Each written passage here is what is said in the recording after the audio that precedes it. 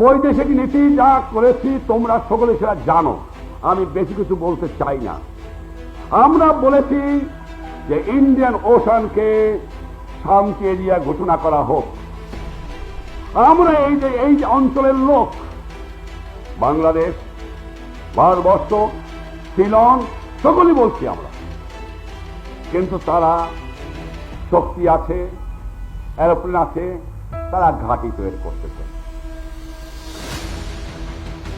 আপনারা বিশ্ব শান্তি চান, ঘাঁটি করেন কেন? আমাদের প্রতিবাদ রইল, আমরা দুর্বল হতে পারি, কিন্তু মনে রাখা দরকার যে বিশ্ব জনমতের বিরুদ্ধে কেউ কোনোদিন বেশি দিন টিকতে পারে না। এবং অস্ত্র মোকাবেলা, অস্ত্রের হুঙ্কার দিয়ে তোমরা আমাদের এই দেশে, এই যে আমাদের সাউথ ইস্ট এশিয়া, এশিয়া এবং আমরা কন্টিনেন্টাল কান্ট্রিতে বাস করছি, যারা আমরা ইন্ডিয়ান ওশানের পাশে বাস করি, আমরা যা চাই না তোমরা আবার চাপিয়ে দিচ্ছ কেন? আমরা এক তীব্র প্রতিবাদ করি। আমি চাই এই কন্টিনেন্টে, এই সাবকন্টিনেন্টে শান্তি হোক।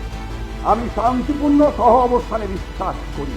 আমি তোমার সঙ্গে বন্ধুত্ব কামনা করি, কিন্তু তার অর্থ এই নয় যে তুমি আঙ্গুল উত্তর করে প্রেসার দিয়ে অন্যকে দিয়ে তুমি চাপায় নেবা তুমি ভুল করেছো।